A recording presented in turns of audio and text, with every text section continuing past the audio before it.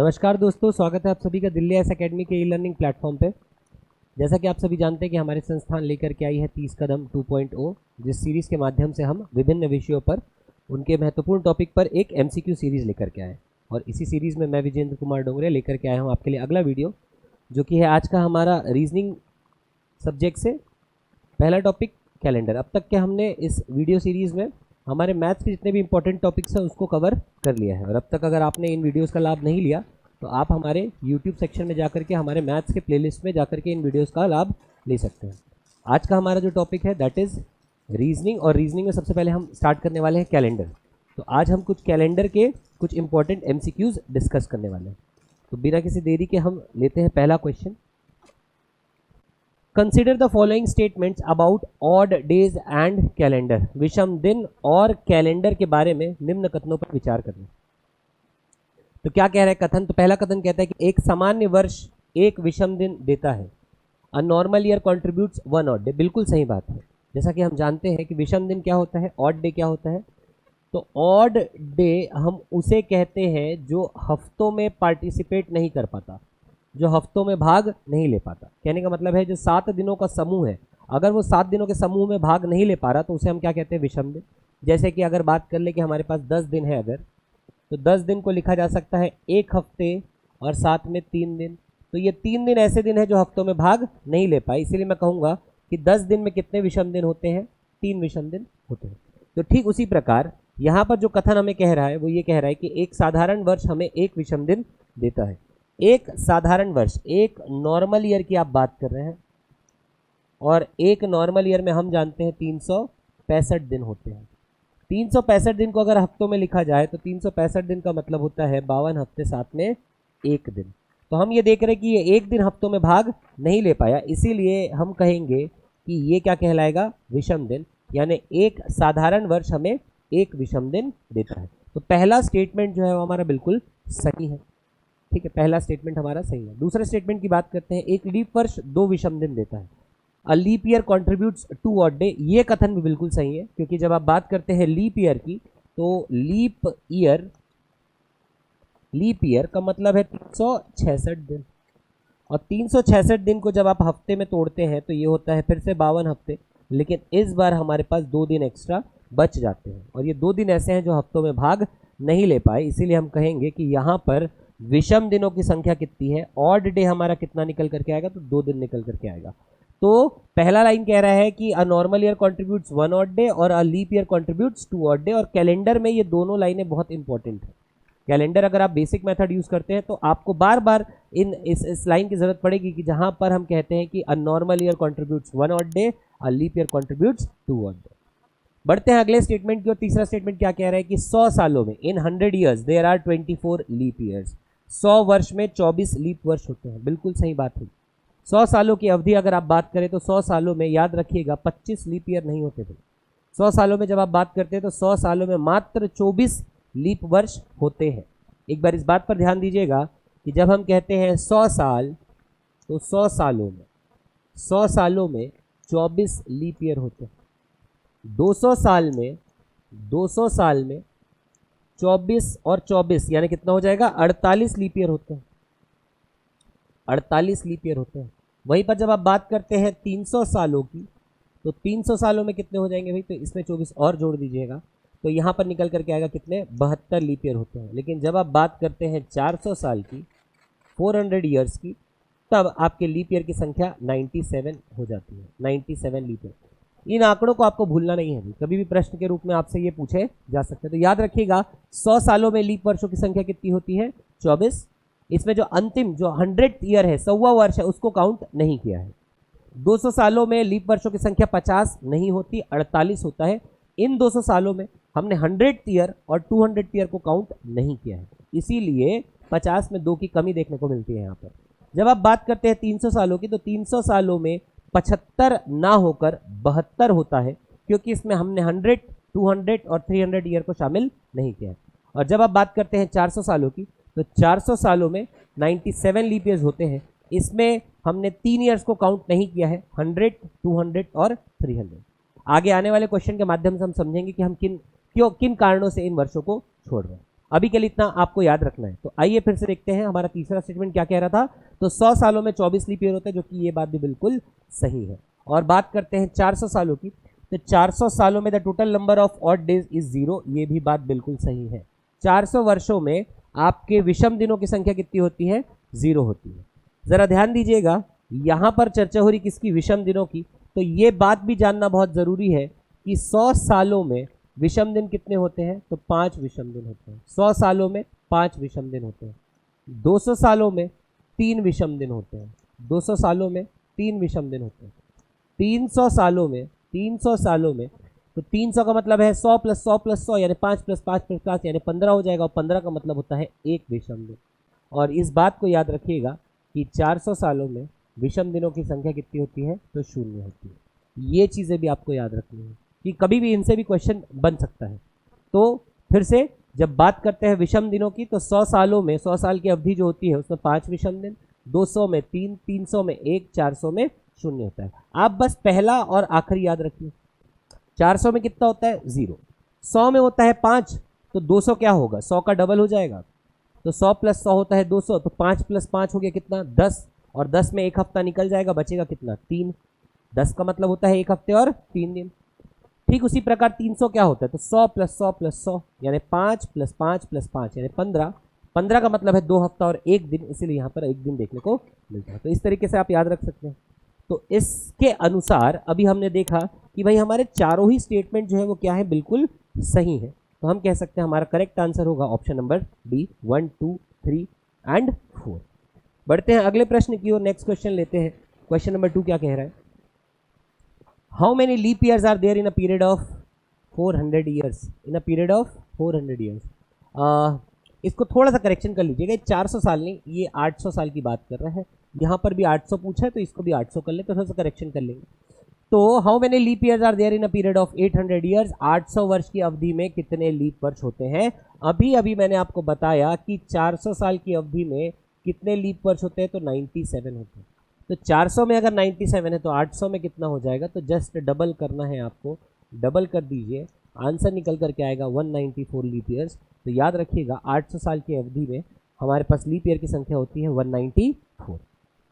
बढ़ते हैं अगले प्रश्न की ओर। नेक्स्ट क्वेश्चन लेते हैं, क्वेश्चन नंबर 3।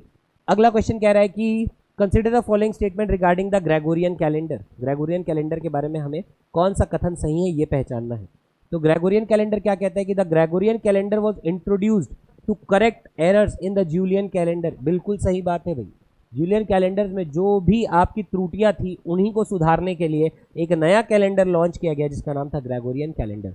तो ग्रेगोरियन कैलेंडर जूलियन कैलेंडर की गलतियों को ठीक करने के लिए पेश किया गया था। जो लीप वर्ष में जो करेक्शन रिक्वायर्ड था वही प्रदान किया हमें किसने? ग्रेगोरियन कैलेंडर में। तो ये कथन बिल्कुल सही है।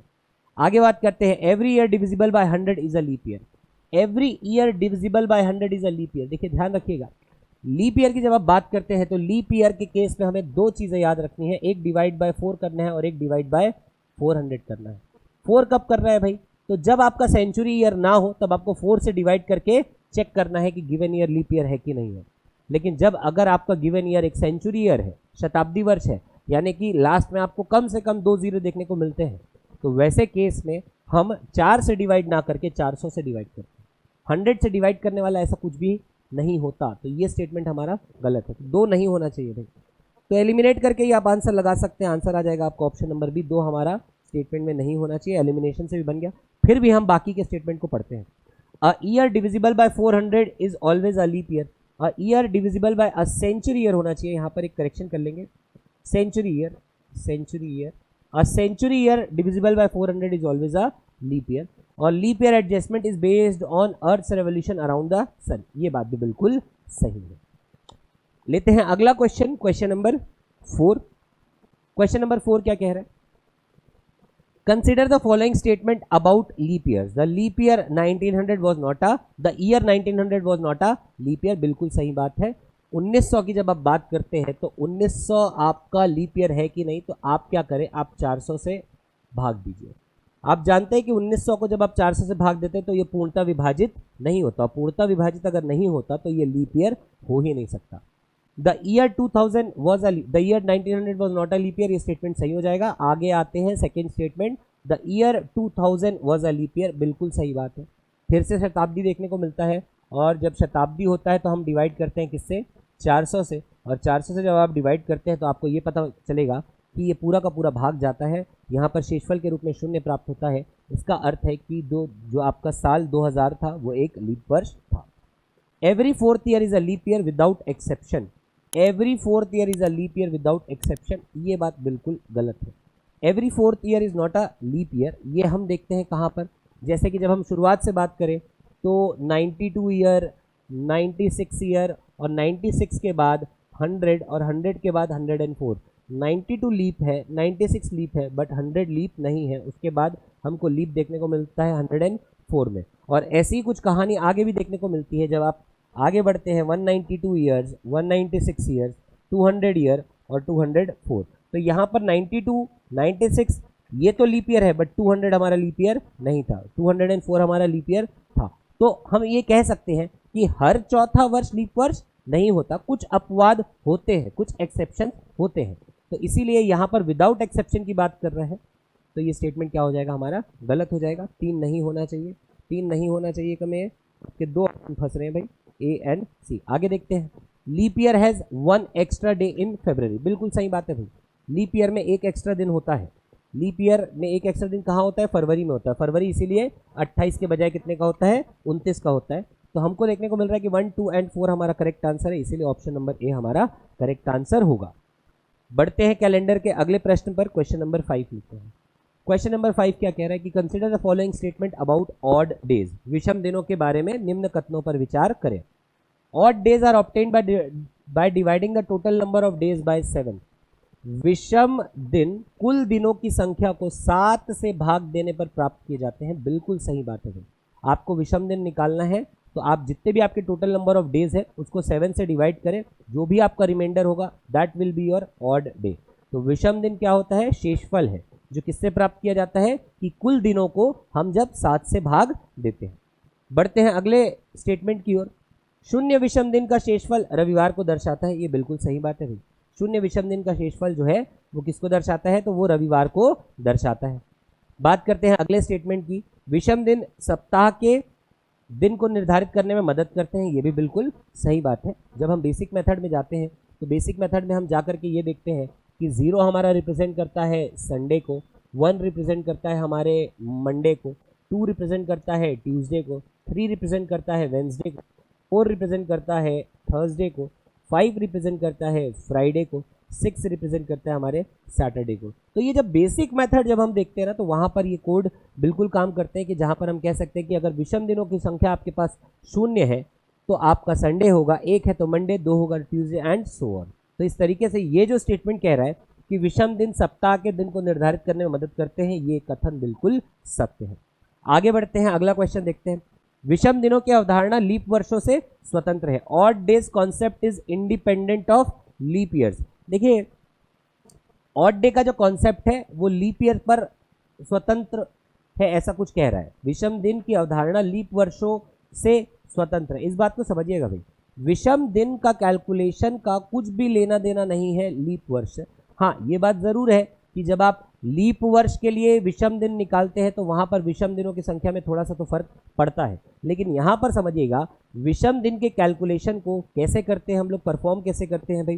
तो विषम दिनों का कैलकुलेशन हम कैसे करते हैं कि हमको सिर्फ दिए गए दिन को किससे डिवाइड करना है, 7 से डिवाइड करना है। अब भाई लीप हो चाहे मत हो, डिवाइड तो हमको हमेशा किससे करना है, 7 से करना है। तो यहाँ पर जो लाइन लिखी है कि विषम दिनों की अवधारणा लीप वर्षों से स्वतंत्र है, ये बात बिल्कुल सही है। ये इंडिपेंडेंट है लीप ईयर के लिए, चाहे लीप ईयर हो, चाहे नॉर्मल हो, चाहे 1 हफ्ते की बात करो, चाहे 10 दिन की बात करो। अगर ऑड डे निकालना है तो डिवाइड बाय 7 करना है। तो इस लाइन को अच्छे समझिएगा, विषम दिनों की अवधारणा लीप वर्षों से स्वतंत्र है। तो ऐसे केस में चारों स्टेटमेंट हमको देखने को मिल रहे हैं कि चारों स्टेटमेंट सही है। करेक्ट आंसर होगा हमारा 1, 2, 3 एंड 4। बढ़ते हैं आगे, नेक्स्ट क्वेश्चन लेते हैं। नेक्स्ट क्वेश्चन कह रहा है consider the following statement, all years divisible by 100 are not leap years. बिल्कुल गलत बात है। All years divisible by 400 are leap years, ये भी गलत बात है। Century years contribute 1 odd day, century years contribute 1 odd day, ये भी गलत बात है। और the year 2400 will be a leap year, ये बिल्कुल सही बात है भाई। तो यहाँ पर हमारा ऑप्शन जो है ये इसको करेक्ट कर लेते हैं भाई, ऑप्शन हमारा 4 ओनली होना चाहिए, केवल कथन 4 जो है वो हमारा नहीं है। देखो all years divisible by 100 are not leap years, ये जो है ऐसा कोई भी कंडीशन है नहीं भाई। सेकेंड स्टेटमेंट कह रहा है कि all years divisible by 400 are leap years, ये केवल सेंचुरी के केस में देखने को मिलता है, ठीक है, इसीलिए ऑल ईयर्स कह रहा है, century years which are divisible by 400 are leap years होता तो सही होता। Century years contribute 1 odd day, ऐसा बिल्कुल भी नहीं है भाई। सेंचुरी ईयर्स में हमने देखा अभी कि 100 सालों में 5 होते हैं, 200 सालों में 3 होता है, 300 सालों में 1 होता है और 400 सालों में 0 होता है। तो यहाँ पर कह रहा है कि सेंचुरी में सिर्फ एक ही ऑड डे होता है, ये बात बिल्कुल गलत है। और 2400 आपका लीप ईयर होगा, ये बात बिल्कुल सही है, क्योंकि 2400 एक सेंचुरी ईयर है और सेंचुरी ईयर को हम डिवाइड करते हैं किससे, 400 से। आप 400 से डिवाइड करेंगे तो आप पाएंगे कि रिमाइंडर आपका कितना आया, 0 आया। रिमाइंडर 0 ये दर्शाता है कि 2400 जो है वो आपका एक लीप ईयर होगा। तो यहाँ पर थोड़ा सा ऑप्शन में करेक्शन लाएंगे और करेक्ट आंसर होगा हमारा स्टेटमेंट 4 बस सही है। बढ़ते हैं अगले सवाल की ओर। नेक्स्ट क्वेश्चन, क्वेश्चन नंबर 7 लेंगे। क्वेश्चन नंबर 7 फिर से स्टेटमेंट वाला एक क्वेश्चन है। प्रारंभ के क्वेश्चन कुछ मैंने स्टेटमेंट के फॉर्म में बनाए हैं कि जस्ट इन केस, क्योंकि हाल फिलहाल में हम देख रहे हैं कि रिसेंट एग्जाम जितने भी हो रहे हैं वहाँ पर अब सीसेट में भी ऐसे स्टेटमेंट वाले क्वेश्चन बहुत ज़्यादा पूछे जाने लग गए हैं, तो थोड़ी सी उसकी भी तैयारी कर लेते हैं। शुरुआत के कुछ क्वेश्चंस आपको स्टेटमेंट वाइज देखने को मिलेंगे, फिर आगे जाकर के जो भी हमारा एनालिटिकल या कैलकुलेटिव क्वेश्चंस है उसको हम देखेंगे। अभी के लिए अगला question, question number 7, consider the following statement about February, which of the statement given are correct. फरवरी के बारे में कुछ बातें दी हुई है, इसमें से कौन सा स्टेटमेंट हमारा सही है ये हमको चेक करना है। February has 28 days in a normal year, बिल्कुल सही बात है। February has 29 days in a leap year, ये भी बिल्कुल सही बात है। फरवरी में फ़र्क होता है कि जब नॉर्मल ईयर का फरवरी होता है तो 28 दिन होते हैं और जब लीप ईयर का फरवरी होता है तो एक दिन एक्स्ट्रा यानी 29 डेज देखने को मिलते हैं। आगे बात कर रहा है कि February is the only month affected by leap year, एकदम सही बात है। मात्र और मात्र फरवरी ही एक ऐसा महीना है जिसको फर्क पड़ता है किससे, लीप ईयर से। ये स्टेटमेंट बिल्कुल सही है। बाकी ना तो जनवरी, ना तो अगस्त, अप्रैल, मई, जून, इनको किसी को फर्क नहीं पड़ता लीप ईयर है कि नहीं है, लेकिन फरवरी को पड़ता है क्योंकि फरवरी के टोटल दिनों की संख्या बदल जाती है। फरवरी में टोटल दिन कभी होते हैं 28 और कभी होता है 29। 28 होता है नॉर्मल ईयर के केस में और 29 होता है लीप ईयर के केस में। तो एकमात्र महीना जिसको लीप ईयर से फर्क पड़ता है वो है फरवरी। अगला statement, leap year adds an extra day, leap year adds an extra odd day to February only, एकदम सही बात है। जहां पर हम बात करते हैं ऑड डे की तो जनवरी, फरवरी, मार्च, अप्रैल, मई, जून, इनकी बात करें तो जनवरी में 3 होते हैं, फरवरी में 0 या 1 होता है, मार्च में 3, अप्रैल में 2, मई में 3, जून में 2। ये मैं क्या लिख रहा हूँ, तो ये मैं ऑड डे लिख रहा हूँ भाई। और आप देखेंगे कि यहाँ पर फरवरी एक ऐसा दिन है जो लीप ईयर अगर आ जाए तो ऑड डे एक्स्ट्रा बढ़ जाता है, और यही लाइन ये कह रहा है कि leap year adds an extra odd day to February only, बिल्कुल सही बात है। तो यहाँ पर चारों स्टेटमेंट हमको सही देखने को मिलते हैं, तो यहाँ पर आंसर हो जाएगा हमारा डी, 1, 2, 3 एंड 4। बढ़ते हैं अगले सवाल की ओर, लेते हैं next question. What was the day of the week on 15 जुलाई 2007। 15 जुलाई 2007 को कौन सा दिन था? 15 जुलाई 2007 को कौन सा दिन था, चलिए पता करते हैं भाई। दिया गया है 15 जुलाई 2007। देखिए कैलेंडर के क्वेश्चन को सॉल्व करने के 2 तरीके हैं। एक तो ये कि कुछ कोड मैं आपको बता दूं और अगर आप उन कोड को याद रख सकते हैं तो ऐसे क्वेश्चन जो है मिनटों में आपके सॉल्व हो जाएंगे। और वहीं पर दूसरा तरीका है बेसिक तरीका, जहां पर हम बेसिक मेथड में डील करते हैं और फिर पता करते हैं कि इस तारीख को कौन सा दिन था। बेसिक मेथड में आज के इस वीडियो में बेसिक मेथड आपसे एकदम डिटेल में डिस्कस नहीं करने वाला हूं, लेकिन अगर आपको समझना है कि भाई ये बेसिक मेथड में हो क्या रहा है तो आप हमारे पिछले साल के 30 कदम सीरीज में जाइएगा, वहां पर कैलेंडर के टॉपिक को देखिएगा। वहां पर मैंने शुरुआत में बहुत ही डिटेल्ड वे में कि बेसिक मेथड से कैसे हम ऑड डे निकालते हैं और ऑड डे से फिर हम कैसे पता करते हैं कौन सा दिन होगा, वो देखने को मिलेगा। यहाँ पर मैं दोनों मेथड के सॉल्यूशन जरूर दूंगा, लेकिन बहुत डिटेल में यहाँ पर हम जाएंगे नहीं, क्योंकि इसका डिस्कशन मैंने लास्ट ईयर 30 कदम कैलेंडर टॉपिक में किया हुआ है। तो अगर आपको डिटेल में देखना है तो आप उन वीडियो का लाभ ले सकते हैं। यहाँ पर बात करते हैं, चलो बेसिक सबसे पहले हम वो कोड जो मैं आपको बता रहा था कि कुछ कोड आपको जो याद रखते हैं जिसके मदद से आप इस क्वेश्चन को इजीली सॉल्व कर सकते हैं, उसको डिस्कस कर लेते हैं। सबसे पहले तो आपको महीनों का कोड याद रखना पड़ेगा। जो 12 महीने उनको पहले लिख लेते हैं, तो जनवरी, फरवरी, मार्च, अप्रैल, मई, जून, जुलाई, अगस्त,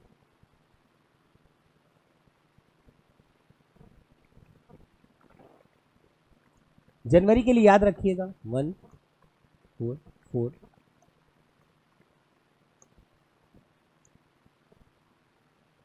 और ये केस है कब का, जब आपके साल क्या हो, नॉर्मल ईयर हो। लेकिन जब आपका लीप ईयर हो, जब आपका लीप ईयर हो, तो लीप ईयर के केस में आपको एक एक कम कर देना है। तो इसको 0 कर लीजिएगा, इसको 3 कर दीजिएगा, बाकी सब सेम रहने वाला है।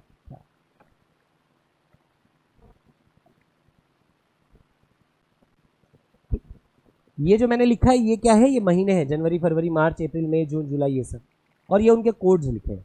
इसका यूज कैसे करना है मैं अभी बता रहा हूँ, पहले एक बार हम कोड को समझ लें। तो 144, 3 के पेयर में याद रखिएगा, 144, 025, 036, 146, कुछ इस तरीके से आप कोड याद रखिएगा। और लीप ईयर के केस में मात्र जनवरी और फरवरी को एक एक कम कर दीजिएगा, पूरा कोड आपको याद हो जाएगा।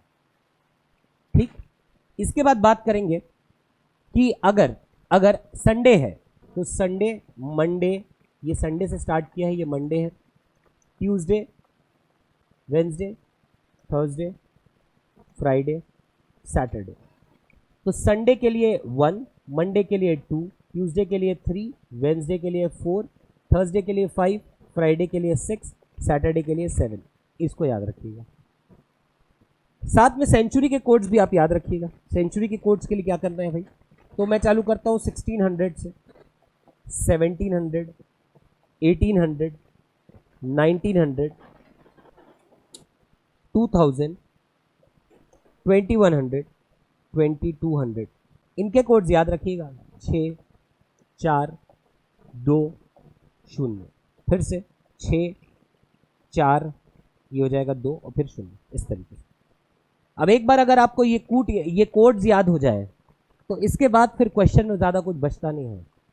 ठीक है, अब यूज़ कैसे करना है ध्यान दो। तारीख पे देखिए, तारीख क्या दे रहे हैं, 15 जुलाई 2007 ऐसा लिखा है। तो क्या करें, सबसे पहले तो एक बड़ा सा भिन्न बनाए, बड़ा सा एक फ्रैक्शन बनाए और डिवाइड बाय क्या कर लिख दे, 7 लिख। क्या करें, सबसे बड़ा एक फ्रैक्शन बनाए, डिवाइड बाय 7 लिख दो। जो भी तारीख है उसको नोट करें। तारीख 15 थी, 15 नोट किया, प्लस जुलाई, जुलाई लिखा हुआ है ना, तो अब जुलाई देखो, जुलाई कहाँ है भाई, तो ये रहा अप्रैल, अप्रैल, मई, जून, और ये रहा जुलाई। जुलाई का कोड क्या है, तो जुलाई का कोड है 0, तो यहां लिख दीजिए 0। ठीक, सबसे पहले तारीख लिखा, फिर जुलाई पे आए। अब 2007 है, 2007 का मतलब 2000 प्लस 7 साल है, तो 2000 है, तो 2000 का कोड देखिए सबसे पहले, तो 2000 का कोड कितना है, 6, तो लिख दीजिए यहां पर 6, प्लस 7 साल है, तो 7 साल है आपके पास, तो 7 को सबसे पहले आप क्या करेंगे, यहां पर आप 7 लिख सकते हैं, सीधे सीधे आप 7 भी लिख सकते हैं। ठीक, और इसके बाद फिर आप क्या करें, इसको आप 4 से भाग दीजिए। ये जो आपके 7 बचे हैं ना, इसको आप 4 से भाग दीजिए, और 4 से भाग देने के बाद फिर भागफल ज्ञात कीजिए। जब आप 7 को 4 से भाग देते हैं तो 4 एक बार में भाग जाता है, तो यहां पर 1 लिख दीजिए। ठीक, फिर से देखिएगा हमने क्या किया है, सबसे पहले तारीख 15, फिर 15 जुलाई है तो जुलाई का कोड 0 लिखा, प्लस 2007 में 2000 पहले ध्यान में रखिए, और 2000 के लिए कूट है 6, तो ये 6 लिखिए। फिर 7 लिखा हुआ है, तो 7 के जगह आप लिख दीजिए पूरा का पूरा 7, और फिर इसी 7 को आप क्या कर दीजिए, 4 से भाग दे दीजिए, और 4 से भाग देने पर आपको भागफल लिखना है। भागफल आएगा कितना, 1। इन सब को जोड़ करके 7 से भाग दे दीजिए। भाग देने पर 15 और 6 1 और 7 28 और 1 29, कितना आएगा 29, 29/7, यानी यहाँ पर शेषफल आएगा आपका कितना, 1। और एक शेषफल हमें बताता है कि उस दिन क्या था, तो 1 है कोड किसका, संडे का, तो हमारा करेक्ट आंसर क्या हो जाएगा, संडे हो जाएगा। तो इसका करेक्ट आंसर होने वाला है संडे। 15 जुलाई 2007 को सप्ताह का कौन सा दिन था, तो 15 जुलाई 2007 को सप्ताह का रविवार था। ठीक, उम्मीद है आपको ये क्वेश्चन समझ में आया होगा। बढ़ते हैं अगले प्रश्न की ओर। नेक्स्ट क्वेश्चन लेते हैं, क्या कह रहे हैं देखिए। 26 जनवरी 1950 को सप्ताह का कौन सा दिन था। आइए निकाल लेते हैं इसी मेथड से। 26 जनवरी 1950 की बात कर रहा है, मैं नया डेट यहाँ पर नोट कर देता हूँ आपके लिए।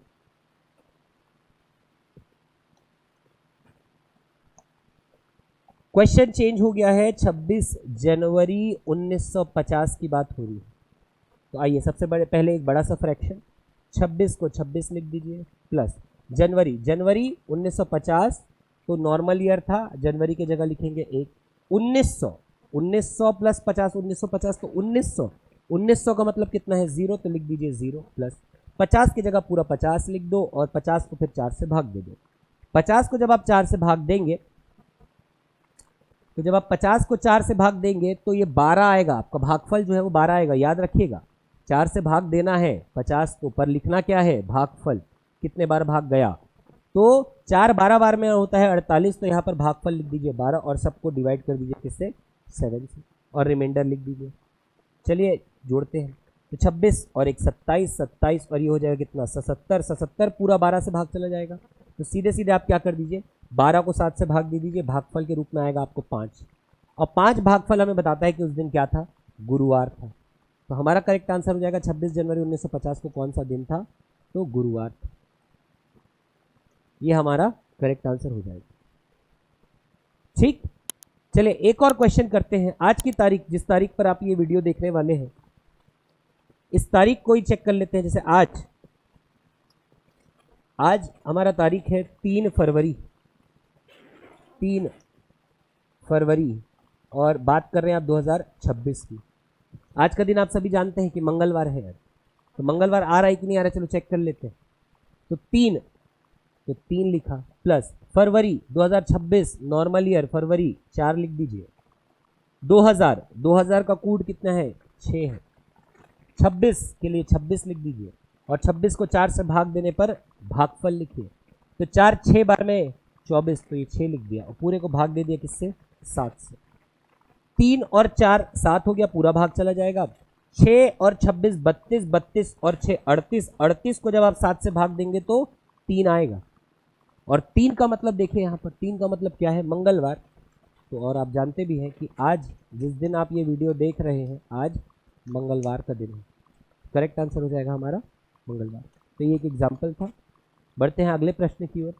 इस क्वेश्चन का आंसर हमने अभी अभी देखा, क्या आ रहा था हमारा, थर्सडे आ रहा था। बढ़ते हैं 10वें प्रश्न की ओर। नेक्स्ट क्वेश्चन क्या कह रहा है कि 28 जुलाई 1966 को फ्राइडे था, तो 28 जुलाई 1967 को क्या होगा। देखिएगा 28 जुलाई 1966 और बात कर रहे हैं 28 जुलाई 1967 की। तो 28 जुलाई 1966 को आपको ये दिया हुआ है, क्या था, फ्राइडे था। कौन सा दिन था, फ्राइडे था। तो यहाँ पर कौन सा दिन होगा कह रहा है। आप यहाँ पर ध्यान दीजिएगा, आप बात कर रहे हैं ठीक 365 दिनों के बाद की। 365 दिन का मतलब होता है 52 हफ्ते और 1 दिन। 365 दिन बाद जब आप वापस से देखेंगे 28 जुलाई आया, लेकिन साल बदल गया है, अगले साल की बात कर रहे हो, तो कौन सा दिन होगा। तो हम जानते हैं भाई 365 का मतलब होता है 52 हफ्ते और 1 दिन। ठीक, 52 हफ्ते और 1 दिन। तो फ्राइडे से 52 हफ्ते बाद भी फ्राइडे होगा, फ्राइडे से 2 हफ्ते बाद भी फ्राइडे, 10 हफ्ते बाद भी फ्राइडे, 40 हफ्ते बाद भी फ्राइडे, और 52 हफ्ते बाद भी क्या होगा, फ्राइडे होगा। लेकिन उसके 1 दिन बाद क्या होगा, तो फ्राइडे से 1 दिन बाद क्या होगा, सैटरडे। तो हमारा करेक्ट आंसर होगा सैटरडे। ये बचपन के उसी मेथड की तरह है कि जहां पर हमको पता होता था कि अगर मेरा बर्थडे आज मंगलवार को है तो अगले साल मेरा बर्थडे वेंसडे को आएगा। ये हम कैसे कैलकुलेट कर पाते थे, क्योंकि हम जानते थे कि 1 साल का मतलब है 365 दिन, और 365 दिन का मतलब 52 हफ्ते और 1 दिन। तो 52 हफ्ते तक के तो वही दिन रिपीट करता है, लेकिन 1 दिन बाद क्या हो जाता है, सैटरडे हो जाता है। ठीक, तो ध्यान रखिएगा इन बातों का। हम बढ़ते हैं अगले प्रश्न की ओर। नेक्स्ट क्वेश्चन लेते हैं। देखिए क्या कह रहे हैं कि यदि 26 जनवरी 1950 को गुरुवार था, तो 26 जनवरी 1986 को कौन सा दिन होगा। अब यहाँ पर अवधि जो है वो बढ़ गई है। पिछले क्वेश्चन में आपने देखा कि जहाँ पर ये बात कर रहा था सिर्फ अगले साल की, तो हमने 1 दिन को आगे बढ़ा दिया। लेकिन जब बात होगी इतने लंबे समय की, 1950 के बाद सीधे 86 की बात कर रहा है, तो ये से एक एक दिन बढ़ाने में काफ़ी टाइम वेस्ट होगा। तो करना क्या है, ध्यान दीजिए इस मेथड पे। 26 जनवरी 1950, दिन दिया है कौन सा? गुरुवार, थर्सडे। और पूछ रहा है 26 जनवरी 1986 का कौन सा दिन होगा। तो सबसे पहले तो आप गिनिए कि इनके बीच में कितने नॉर्मल ईयर आ रहे हैं। नॉर्मल ईयर को मैं एक्स से रिप्रेजेंट कर देता हूँ। इनके बीच में कितने वर्ष हैं? तो 1950 से लेके 1986, सीधे सीधे आप इन दोनों का अंतर लिख दीजिए। कितने वर्षों का अंतर है? तो 1986 माइनस 1950 निकल करके आएगा 36। तो x का मान ले लिया मैंने 36। x क्या है? दिए गए वर्षों का अंतर। अंतर मतलब बड़ा वैल्यू माइनस छोटा वैल्यू, दिए गए वर्षों का अंतर। अब आप निकाल लीजिए भाई कितने लीप ईयर आने वाले, क्योंकि लीप ईयर के कारण भी तो एक एक्स्ट्रा दिन बढ़ जाता है। थोड़ी देर पहले ही हमने स्टेटमेंट में देखा था, लीप ईयर के कारण फरवरी में एक एक्स्ट्रा दिन बढ़ जाता है, तो वो एक एक्स्ट्रा दिन भी तो बढ़ेगा, इसको भी तो जोड़ना है। तो कहाँ कहाँ पर 29 फरवरी आया है उस बात को ध्यान दीजिए। आप 1950 से 86 में जा रहे हैं। 1950 में तो फरवरी के 29 दिन आएंगे नहीं, 51 में भी नहीं आएगा, 52 में ज़रूर आएगा। 1952 इसमें 29 फरवरी आएगा, फिर 56 में आएगा, फिर 60, 64, 68, 72, 76, 80 और 84। इन सब में 29 दिन आने वाले, 29 फरवरी आने वाले, तो इन सब के कारण एक एक दिन बढ़ेगा। तो कितने एक दिन आगे बढ़ेंगे? तो 1 2 3 4 5 6 7 8 9, 9 दिन कर दीजिए, इसको 9 लिख दीजिए। अब क्या करिए, x और y को जोड़ दीजिए। 36 और 9 कितना हो गया? 45। और 45 को 7 से भाग दे करके शेषफल बताइए। तो 7 छक्के 42 होता है, बचेगा कितना? 3। तो करिए क्या, थर्सडे से 3 दिन आगे बढ़ा दीजिए, क्योंकि पूछा गया वर्ष दिए गए वर्ष के बाद आ रहा है, तो इसीलिए आगे बढ़ा रहे हैं। तो 3 दिन आगे बढ़ाइए, थर्सडे से 3 दिन बाद, Friday, Saturday, Sunday. Correct answer होगा संडे। ठीक, इसको बिल्कुल भी गूगल करके चेक नहीं करिएगा, क्योंकि देखो ये मैनिपुलेटेड डेट है, परिवर्तित है। ठीक है, 26 जनवरी 1950, वैसे तो वास्तविकता में भी 26 जनवरी 1950 गुरुवार ही था, तो 26 जनवरी 1986 को संडे आएगा। आप गूगल करके चेक भी करोगे तो ये दिखा रहा होगा। क्यों? क्योंकि इसका जो एग्जाम्पल है ये सही सेट कर लिया है, लेकिन अक्सर ऐसा सही सेट होता नहीं है। ये मैनिपुलेटेड डेट होते हैं, चेंज कर दिया जाता है कि अगर ऐसा होता तो यहाँ क्या चेंज होता, ये हम पता कर रहे हैं। ठीक है, इसका करेक्ट आंसर क्या हो जाएगा? संडे। फिर से देखिएगा, सबसे पहले x निकालो। x क्या होता है? दिए गए वर्षों का अंतर। फिर आप निकालिए y। y क्या होता है कि इनके बीच में कितने 29 फरवरी आ रहे हैं। इनके बीच में कितने 29 फरवरी आ रहे हैं। 29 फरवरी कहाँ आएंगे? लीप में आएंगे। तो लीप देख लिया, काउंट किया, y आ गया, दोनों को जोड़ा, 7 से भाग दिया, शेषफल निकाल दिया।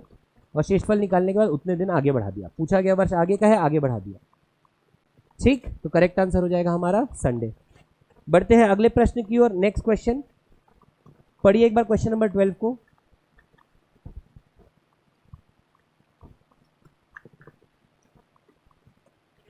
तेईस अक्टूबर 2005 को बुधवार था, तो 23 अक्टूबर 2009 को हफ्ते का कौन सा दिन होगा? 23 अक्टूबर 2005 दे दिया है बुधवार, तो 23 अक्टूबर 2009 को क्या होगा, ये हमसे पूछ रहे हैं। वही पुराना तरीका हमारा, x निकाल लो। x से दिए गए वर्षों का अंतर यानी 2009 माइनस 2005 बराबर आ जाएगा 4। y निकाल लीजिए। y क्या होता है? 29 फरवरी। कितने 29 फरवरी आ रहे हैं? तो 2005 में तो 29 फरवरी आएगा नहीं, 6 में भी नहीं आएगा, 7 में नहीं आएगा, 8 में ज़रूर आएगा। 2008 में 29 फरवरी आएगा, तो 29 फरवरी आने का मतलब एक दिन एक्स्ट्रा बढ़ जाता है, तो एक ही दिन आगे बढ़ा दीजिए बस। तो 4 और 1 हो गया कितना? 5। 4 और 1 हो गया कितना? 5। और 7 से भाग देने पर भी भागफल कितना ही रहेगा? 5 ही रहेगा। तो 5 दिन आगे बढ़ा दीजिए। तो वेंसडे से 5 दिन बाद Thursday, Friday, Saturday, Sunday, Monday. Correct answer क्या होगा हमारा? मंडे। तो करेक्ट आंसर हो जाएगा हमारे पास, देखो मंडे दिया नहीं है ऑप्शन में, तो करेक्ट आंसर होगा हमारा note none of the above. उम्मीद है आपको ये मेथड समझ में आ गया होगा। बढ़ते हैं अगले सवाल की ओर, लेते हैं क्वेश्चन नंबर 13। अगला प्रश्न हमारा 13वां प्रश्न। 8 मार्च 2013 को बुधवार है, तो 26 जून 2021 को कौन सा दिन होगा? ध्यान दीजिएगा, इस बार 8 मार्च 2013 और पूछा है किसका, 26 जून 2021 का। बहुत ज़्यादा कुछ नहीं करना है, ध्यान दीजिएगा। 8 मार्च 2013 का पूछा है, ठीक, सॉरी दिया है, 8 मार्च 2013 का दिया है। क्या दिया है, वेंसडे दिया है। और पूछ किसका किसका रहा है, तो 26 जून 2021 का पूछ रहा है। ठीक, तो हम क्या करते हैं, हम ना पहले 8 मार्च से 8 मार्च का ही पता करते हैं, वर्ष बस बदल देते हैं। आप सबसे पहले क्या करें, 26 जून को ना भूल जाओ, 26 जून के जगह आप 8 मार्च का निकालो तो 2021 के लिए। निकालने का तरीका हमारा वही एक्स वाई मेथड। एक्स कितना आ जाएगा, दोनों का अंतर 2021 माइनस 2013 बराबर कितना हो जाएगा, 8। अब निकाल लीजिए वाई, और वाई क्या होता है, कितने 29 फरवरी इनके बीच में आ रहे हैं। तो 2013 में तो आएगा नहीं 29 फरवरी, 14 में भी नहीं, 15 में भी नहीं, 16 में ज़रूर आएगा। 2016 में 29 फरवरी आएगा, 2020 में भी आएगा। तो ये 29 फरवरी आ रहे हैं, तो y का मान 2 लिख दीजिए, दोनों को जोड़ दीजिए, तो x प्लस वाई हो जाएगा 8 और 2 10, और फिर इसको भाग दे दीजिए 7 से, और शेषफल बताइए। शेषफल आएगा 3, तो इसका मतलब है वेंसडे से 3 दिन बाद। तो वेंसडे से 3 दिन बाद का मतलब है थर्सडे, फ्राइडे और सैटरडे। तो यहाँ पर क्या आएगा हमारा, सैटरडे आएगा। बट ये हमारा उत्तर नहीं है, क्योंकि हमने पता किया है 8 मार्च 2021 का। अब ध्यान दीजिए, 8 मार्च 2021 को क्या है, सैटरडे है। हमें पता करना था 26 जून का 2021 का, तो क्या हो जाएगा। तो अब हम क्या करते हैं, इनके बीच में विषम दिन गिन लेते हैं। कितने विषम दिन हैं, मार्च का महीना 31 का होता है, 8 दिन बीत चुके हैं, 8 दिन बीत चुके हैं, बचे कितने, 23 दिन। और 23 दिन का मतलब है, 23 दिन का मतलब है 3 हफ्ते और 2 दिन। तो हफ्तों से तो हमको मतलब नहीं है, जो बच रहे हैं यानी 2 दिन जो बच रहे हैं उसको लिखिए। तो मार्च में कितने विषम दिन हो जाएंगे, 2 दिन। मार्च के बाद आता है अप्रैल, और अप्रैल का महीना होता है 30 दिन का, यानी 4 हफ्ते और 2 दिन, तो यहाँ फिर से 2 दिन लिखिए। अप्रैल के बाद आएगा मई होता है 31 दिन का, यानी 4 हफ्ते और 3 दिन, तो 3 लिखेंगे। फिर आएगा जून, और जून में आप बात कर रहे हैं 26 जून की, 26 जून का मतलब 3 हफ्ता और 5 दिन, तो यहाँ पर 5 लिख दीजिए। अब इसको आप ऐड कर लीजिए, तो 2 और 2 4, 3 7 5 12 दिन हो गए। कितने विषम दिन हो गए, 12 विषम दिन। इन 12 विषम दिन में भी 1 हफ्ता निकल जाएगा, यानी 1 हफ्ता और 5 दिन, तो 5 बचेगा, 5 विषम दिन आएगा।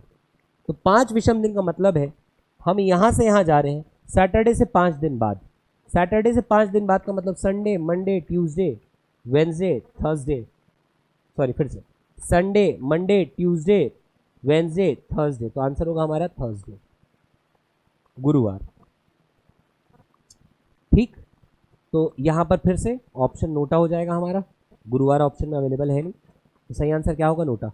तो समझिएगा भाई कैसे हमने किए इस क्वेश्चन को सॉल्व किया है, कि पहले हमने इसको एक कन्वर्ट किया कि हम 2013 2021, लेकिन यहाँ पर तारीख 8 मार्च 8 मार्च, तो इस तरीके से हमने एक्स वाई मेथड के दम पर 2021 के मार्च तक पहुँच गए। फिर मार्च में आ गए हैं, जाना था जून तक, तो इनके बीच में कितने ऑड डेज हैं, हफ्तों के अलावा जो बचता है वो निकाल लिया, और निकालने के बाद फिर इसको उसके अकॉर्डिंग कैलकुलेट किया, तो आंसर निकल कर के आ रहा है हमारा नोटा, क्योंकि सही उत्तर जो है हमारा वो गुरुवार है, ऑप्शन में है नहीं। बढ़ते हैं अगले सवाल की ओर। नेक्स्ट क्वेश्चन लेते हैं, क्वेश्चन नंबर 14। क्वेश्चन नंबर 14 भी इसी पैटर्न पर आधारित है जिस पैटर्न पर हमने इस क्वेश्चन को सवाल सॉल्व किया है। तो क्वेश्चन नंबर 14 आपका होमवर्क रहने वाला है भाई, आपको इस क्वेश्चन को अटेम्प्ट करना है और अपने सही उत्तर कमेंट बॉक्स में छोड़ना है। बढ़ते हैं अगले सवाल की ओर। Next question, that is question number 15। Question number 15 क्या कह रहा है कि third day of a month is Monday, which of the following will be the fifth day from 21st of this month. Third day, महीने का तीसरा दिन, महीने का तीसरा दिन क्या है, मंडे है, या ऐसा भी लिख सकते हैं कि मंडे कौन सी तारीख को पड़ रहा है, 3 तारीख को, ठीक है। अगर किसी महीने का तीसरा दिन सोमवार है तो मंडे कब पड़ा? 3 तारीख को। अच्छा, अगला मंडे कब पड़ेगा भाई? 7 दिन बाद, 10 तारीख। फिर अगला मंडे 17, फिर अगला मंडे 24 को पड़ेगा। ठीक बात है, अग्री करते हैं इससे? अब कह रहा है तो उस महीने की 21 तारीख से 5वां दिन, 21 तारीख से 5वां दिन, तो 21 तारीख से पहला दिन 22, 23, 24, 25, 26, ये बात कर रहा है आप कि 26 तारीख को कौन सा दिन होगा। तो 26 तारीख को कौन सा दिन होगा भाई? तो ध्यान दीजिए, 25 तारीख को तो ट्यूसडे हो जाएगा, 26 तारीख को वेंसडे हो जाएगा, और इसी 26 की ये बात कर रहा था। तो 26 तारीख को क्या हो जाएगा? वेंसडे हो जाएगा। अगर किसी महीने के तीसरे दिन को सोमवार है तो अगर 3 तारीख को सोमवार है तो 10 को सोमवार होगा, 17 को सोमवार होगा, 24 को सोमवार होगा। हमसे पूछा 21 तारीख से 5वां दिन कौन सा होगा। तो 21 तारीख से पहला दिन 22, दूसरा दिन 23, तीसरा दिन 24, 25, 26, 5वां दिन 26 होगा। तो 26 को कौन सा दिन होगा? तो याद रखिएगा, इसका आंसर होगा हमारा वेंसडे। बढ़ते हैं अगले प्रश्न की ओर, नेक्स्ट क्वेश्चन लेते हैं। क्या कह रहे हैं? Consider the sequence given below. 4 12 95, 1 1 96, 29 1 96, 26 2 96। What is the next term of the series? देखिएगा भाई, 4 12 95, 1 1 96, 1 1 96, फिर 29 1 96, और फिर दिया है 26 2 96। अब इसका अगला टर्म बताना है। बात करते हैं दिनों की। ये है दिसंबर, और दिसंबर के महीने में 4 तारीख ऑलरेडी हो चुका है, तो इनके बीच में कितने दिन आ रहे हैं इसको कैलकुलेट करते हैं, एक बार प्रयास करते हैं। तो भाई दिसंबर में 4 दिन बीत गए, दिसंबर होता है कितने का? 31 का। 4 दिन बीत गए यानी कितना हो गया? 27। तो 4 दिसंबर से लेकर के 1 जनवरी तक इसके बीच में कितने दिन आते हैं? 27 दिन आते हैं। यहां से यहां की बात कर लेते हैं। आप 1 फरवरी में खड़े हैं, जनवरी में 1 जनवरी में होते हैं 31 दिन। अब 1 तारीख से 29 तारीख के बीच में 28 दिन आते हैं, तो ये हो गया 28। अब बात करते हैं यहां पर, आप 29 जनवरी में खड़े हैं, 29 जनवरी से लेकर 26 फरवरी 96 के बीच में कितने दिन आएंगे? तो इधर आ गए आपके कितने? 2 दिन आ जाएंगे आपके 31 के, 2 दिन, क्योंकि आप जानते हैं जनवरी में कितने दिन होते हैं? 2 दिन होते हैं। तो भाई जनवरी में आपका 2 दिन यहाँ बचा, 31 का होता है तो 2 दिन बचा, और साथ में कितना हो गया? 26, यानी कि यहाँ पर हो जाएगा 28 दिन फिर से। ठीक, एक बार इसको भी चेक कर लेते हैं। 27 और 1 28, ठीक, यहाँ पर भी 28 करिएगा भाई, सॉरी ये कैलकुलेशन मिस्टेक हो गया। यहाँ पर भी कितना कर देंगे हम? 28। यहाँ पर कितने दिन है? 28। यहाँ पर कितने दिन है? 28। तो अगला फिर आप क्या करेंगे? 28 दिन बाद, 28 दिन बाद का कैलकुलेट करिए भाई, कौन सी तारीख आ रही है। तो 28 दिन बाद जब आप कैलकुलेट करेंगे तो 2 दिन फरवरी ख़त्म करने में लग जाएगा, और फिर 26 दिन और, यानी तारीख होगी 26 3 96। करेक्ट आंसर हो जाएगा हमारा ऑप्शन नंबर सी, 26 3 96। तो इस तरीके से हमने इस क्वेश्चन को सॉल्व किया। बढ़ते हैं आगे, अगला क्वेश्चन क्या कह रहा है? यदि 1986 में मानव अधिकार दिवस मंगलवार को मनाया गया था तो 2006 में यह दिन किस दिन मनाया जाएगा? देखो, मानव अधिकार दिवस होता है हमारा 10 दिसंबर 1986 को। तो ये कह रहा है कि 10 दिसंबर 1986 को क्या था? मंगलवार था, ट्यूसडे था। तो कह रहा है कि यही मानव अधिकार दिवस 2006 में किस तारीख को हो, किस दिन पड़ेगा? अप्लाई कर दीजिए एक्स वाई मेथड। तो क्या हो जाएगा? अंतर हो जाएगा 20 साल। वाई निकाल लीजिए, वाई क्या होगा? 88 92 96 2000 2004, तो 5 आ जाएगा। इन दोनों को जोड़ना है तो आ जाएगा 25, और 7 से भाग देना है तो रिमाइंडर आ जाएगा कितना? 4। रिमाइंडर 4 आ जाएगा तो ट्यूसडे से 4 दिन बाद, Wednesday, Thursday, Friday, Saturday. Correct answer क्या होगा हमारा? सैटरडे होगा। ठीक। बढ़ते हैं अगले सवाल की ओर। Next question, that is question number 18। Which year has the same calendar as that of 2009? 2009 के जैसा कैलेंडर किस वर्ष का होगा? तो यहां पर देखिएगा भाई, रिपीटिशन ऑफ कैलेंडर, यहां पर कैलेंडर कब अपने आप को रिपीट करेगा? तो ध्यान रखिएगा, दिया गया वर्ष क्या है? 2009। और 2009 क्या है? तो 2009 जो है वो एक नॉर्मल ईयर है, और नॉर्मल ईयर को हमेशा याद रखिएगा, नॉर्मल ईयर ही रिपीट करेगा। तो आपके ऑप्शन में से लीप ईयर जो है वो तो हट ही जाएगा। अब एक बात का ध्यान रखिएगा भाई कि 2009 जो है वो ठीक 2008 के बाद आता है। ठीक, 2008 इसलिए कह रहा हूं क्योंकि 2008 क्या है? लीप ईयर है, और लीप ईयर के जस्ट बाद आने वाला वर्ष अपने आप को 6 साल बाद फिर से रिपीट करता है। तो 2009 का कैलेंडर अपने आप को 6 साल बाद रिपीट करेगा। इसका मतलब है कि 2015 का कैलेंडर 2009 के कैलेंडर के जैसा होगा। करेक्ट आंसर हो जाएगा हमारा ऑप्शन नंबर डी। ठीक, इस बात को याद रखिएगा कि अगर कोई वर्ष, अगर दिया गया वर्ष हमारा लीप वर्ष के बाद है तो 6 साल बाद वो अपने आप को रिपीट करिएगा। या आप एक काम करिए, इस बात का ध्यान रखिएगा कि अगर गिवन ईयर, मान लेते हैं दिया गया वर्ष गिवन ईयर, यहां लिख देता हूं गिवन ईयर, और यहां पर लिख देता हूं कि कितने साल बाद रिपीट होगा, कितने साल बाद रिपीट होगा।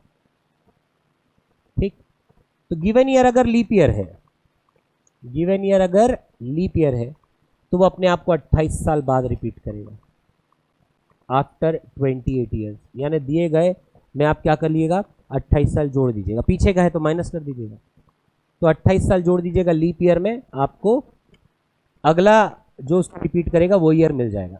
अगर आपका दिया गया वर्ष लीप ईयर से 1 साल ज़्यादा है तो 6 साल बाद वो अपने आप को रिपीट करेगा। कितने साल बाद रिपीट करेगा? 6 साल बाद अपने आप को रिपीट करेगा। अगर आपका दिया गया वर्ष लीप ईयर से 2 साल ज़्यादा है तो वो अपने आप को 11 साल बाद रिपीट करेगा। कितने साल बाद रिपीट करेगा? 11 साल बाद। यानी दिए गए वर्ष में आप 11 जोड़ दीजिए। बस ध्यान देना कि वो लीप के 2 साल बाद का वर्ष है क्या? लीप के 2 साल बाद का मतलब 2014 लीप के 2 साल बाद है। 2012 लीप था ना, तो 2012 के बाद 2013, ये 1 साल बाद। ये कब रिपीट करेगा? तो ये एक लीप के जस्ट 1 साल बाद ये 6 में रिपीट कर देगा, यानी 2013 का कैलेंडर 2019 में रिपीट करेगा। 2014 लीप के 2 साल बाद का है, ये 11 साल बाद रिपीट करेगा, यानी ये 2025 में रिपीट करेगा। ठीक, तो लीप ईयर +1, लीप ईयर +2, एक बच गया, लीप ईयर +3। और ये कब रिपीट करेगा? तो ये रिपीट करेगा अपने आप को 11 साल बाद। ठीक, अब लीप ईयर +3 मतलब क्या हो गया भाई? 2017 माफ कीजिएगा, 17 नहीं होगा, 19 होगा। 2019 लीप ईयर 2016 है, उसके 3 साल बाद आता है ये, तो लीप ईयर +3। ठीक, ये अपने आप को कब रिपीट करेगा भाई? तो ये अपने आप को रिपीट करेगा 11 सालों में, लीप ईयर +3। ठीक, 2011, इसमें 11 साल जोड़ दीजिए तो 2030 आ जाएगा। तो 2019 और 2030 का कैलेंडर सेम होने वाला है। ठीक, याद रखिएगा भाई, जैसे ये वर्ष है 2026 चल रहा है, तो 2026 क्या है? लीप ईयर के 2 साल बाद का है, तो लीप ईयर +2 वाला है, 11 साल बाद ही अपने आप को रिपीट करेगा, यानी 2037। तो ये 2026 का कैलेंडर संभाल के रखिएगा, 2037 में फिर से काम आएगा। बात समझ में आया आपको? अभी अभी आपका एक कैलेंडर पुराना हुआ है, फरवरी का महीना चल रहा है, 2025 का कैलेंडर सभी घर में रखा होगा। तो आओ पता कर लेते 2025 का कैलेंडर कब हमारे काम आने वाला है। तो 2025 लीप ईयर के जस्ट 1 साल बाद का है, तो लीप ईयर +1 6 साल बाद, 6 जोड़ दीजिए 2031। तो 2025 का कैलेंडर घर में फेंकना नहीं है, 2031 में काम आने वाला है। ठीक, तो ये टेबल जो मैंने बताया है ना, ये टेबल को आप याद रख लीजिएगा। ठीक है, कैलेंडर कब अपने आप को रिपीट करते हैं। और मेरी बात को अगर आप माने तो जनरली सी सेट में आप इसी की उम्मीद कर सकते हैं। कैलेंडर से, अगर कैलेंडर टॉपिक से कोई क्वेश्चन आना है तो वो लीप ईयर वाले साइड से ही आना है भाई। लीप ईयर या फिर रिपीटेशन ऑफ कैलेंडर्स, कैलेंडर कब अपने आप को रिपीट करते हैं, तो लीप ईयर के माध्यम से। लीप ईयर 28 साल में करेगा, लीप ईयर धन 1 6 में करेगा, लीप ईयर धन 2 11 में, लीप ईयर धन 3 11 में करेगा। बढ़ते हैं अगले सवाल की ओर। अच्छा, इसका आंसर क्या है हो जाएगा? तो आपका लीप के जस्ट 1 साल बाद है, 6 जोड़ दीजिए, 2015 हमारा करेक्ट आंसर होगा। बढ़ते हैं अगले सवाल की ओर। नेक्स्ट क्वेश्चन लेते हैं। 150 वर्षों में कितने विषम दिन होते हैं? 150 सालों में कितने विषम दिन होते हैं? बेसिक से ही उठाया जाएगा, ठीक। 150 सालों में कितने लीप वर्ष होते हैं? आओ कर लेते हैं भाई। 150 सालों में कितने लीप वर्ष होंगे? सॉरी, ऑड डे, ये ऑड डे पूछ रहा है। तो ऑड डे के लिए हम क्या कर सकते हैं भाई? तो 150 साल है, तो 150 साल को मैं डिवाइड कर लेता हूँ किसमें? 100 साल और 50 साल में। 100 साल और 50 साल में। 100 साल में हम जानते हैं 5 विषम दिन होता है। 150 का निकाल लेते हैं। 150 के बारे में हमको आइडिया नहीं है, तो आओ इसे हम अलग अलग कर ले। Leap year LY, normal year. 50 सालों में कितने लीप ईयर होंगे? तो 4 से भाग दे दीजिए, भागफल लिख लीजिए, तो 12 है ना। 4 गुणित 12 48 होगा, तो 12 भागफल होगा, 12 लीप ईयर लिख दीजिए। 50 सालों में 12 लीप ईयर है तो 38 साधारण होगा। एक साधारण वर्ष में एक ऑड डे, तो 38 साधारण वर्षों में 38 ऑड डे होगा। 12 में 24, 38 का मतलब 3 ऑड डे, 24 का मतलब 3 ऑड डे, 3 और 3 6 ऑड डे। तो 6 ऑड डे यहाँ आया, 5 ऑड डे यहाँ आया, 6 और 5 हो जाएगा कितना? 11 ऑड डे। और 11 ऑड डे का मतलब भी 1 हफ्ता और 4 दिन है, इसीलिए 4 ऑड डे होगा, ठीक। तो यहाँ पर तो दिया गया, हमारा ऑप्शन मैच नहीं कर रहा। एक बार हम फिर से चेक कर लेते हैं। 150 साल, 100, 50, 50 में 12, 24 और बचा कितना? 38, 38 35, 35 का मतलब 3, 24 का मतलब 3, 3 3 6, 6 और 5 11, 11 का मतलब 4, 4 हमारा करेक्ट आंसर होगा। यहाँ पर टाइपिंग मिस्टेक है, याद रखिएगा। 4 ऑड डे आएगा भाई, 4 ऑड डे। टाइपिंग मिस्टेक हो सकता है, ठीक है, तो इग्नोर मारे ऑप्शंस को। याद रखिएगा कितने ऑड डे होंगे भाई? 4 ऑड डे होंगे हमारे। कितने विषम दिन होंगे? 4 विषम दिन होंगे, 4 ऑड डे। बढ़ते हैं अगले सवाल की ओर। नेक्स्ट क्वेश्चन लेते हैं। क्या कह रहा है? In a leap year how many Sundays can be there at most? Leap year में कितने संडे हो सकते हैं? देखो भाई, लीप ईयर, जब आप बात करते हैं लीप ईयर की, तो लीप ईयर का मतलब होता है 366 दिन, और 366 दिन का मतलब है 52 हफ्ते और साथ में 2 दिन। तो 52 हफ्ते का मतलब है कि 52 मंडे आएगा, 52 ट्यूसडे, 52 वेंसडे, 52 संडे, 52 सैटरडे, सब कुछ 52 आएगा। 52 हफ्तों का मतलब यही होता है, सब कुछ 52 तो आएगा ही आएगा। तो 52 संडे तो कंफर्म है, 52 संडे तो होंगे, लेकिन ये 2 दिन अब क्या होगा उस पर निर्भर करता है कि हमारे पास मैक्सिमम कितने संडेज हो सकते हैं। अब इन 2 दिनों में एक भी दिन संडे अगर हो गया तो 52 के साथ 1 यानी 53 संडे हो सकते हैं। करेक्ट आंसर होगा हमारा 53, ठीक। बढ़ते हैं अगले सवाल की ओर। नेक्स्ट क्वेश्चन, निम्नलिखित में से किस वर्ष का कैलेंडर 2012 के समान होगा? अभी थोड़ी देर पहले ही मैंने आपको एक्सप्लेन किया है, 2012 एक लीप ईयर है और लीप ईयर अपने आप को 28 साल बाद रिपीट करता है, तो 2040 हमारा एक करेक्ट आंसर होगा, 2040, ठीक। बढ़ते हैं अगले प्रश्न की ओर। Next question, the calendar for the year 2014 will repeat in which year? 2014 है, लीप ईयर +2 है, तो ये 11 साल बाद अपने आप को रिपीट करेगा। 2014 में 11 जोड़ दीजिए, 2025 आपका करेक्ट आंसर है, ठीक। थोड़ी देर पहले ही एक्सप्लेन किया मैंने इस क्वेश्चन को, और ये है हमारा इस टॉपिक का लास्ट क्वेश्चन। 1997 का कैलेंडर कब अपने आप को रिपीट करेगा? तो ये लीप ईयर +1 है, और लीप ईयर +1 अपने आप को 6 साल बाद रिपीट करता है। 1997 में 6 जोड़ दीजिए, तो आ जाएगा हमारे पास 2003, करेक्ट आंसर होगा 2003 में ये अपने आप को रिपीट करेगा। तो इसी के साथ ही हमने आज का ये वीडियो जो है जिसमें हमने रीजनिंग का हमारा पहला टॉपिक दैट इज कैलेंडर, इसके कुछ क्वेश्चंस देखे हैं। कैलेंडर काफ़ी समय से फ्रीक्वेंटली नहीं पूछा जा रहा है, थोड़ा बहुत भी अगर पैटर्न में चेंज या हेर फेर करता है आयोग तो आपको इस साल कैलेंडर के भी क्वेश्चंस देखने को मिलेंगे। इस वीडियो में मैंने बहुत ज़्यादा डेप्थ में गया नहीं हूँ क्योंकि लास्ट ईयर भी जो वीडियोज़ मैंने बनाए हैं उस पर मैंने बहुत ही बेसिक वे में कैसे हम डेट कैलकुलेशन करते हैं वो उस वीडियो में मैंने एक्सप्लेन किया है। तो जिन भी बच्चों की इच्छा होगी कि नहीं हमको बेसिक मेथड भी जानना है वो लास्ट ईयर का कैलेंडर सेक्शन में जा करके उस वीडियो को देख सकते हैं जहाँ पर मैंने बहुत ही डिटेल में सब कुछ आपसे डिस्कस किया था। आज के वीडियो में इतना ही रहेगा, अपना ध्यान रखिएगा, तब तक के लिए शुक्रिया। जय हिंद, जय भारत।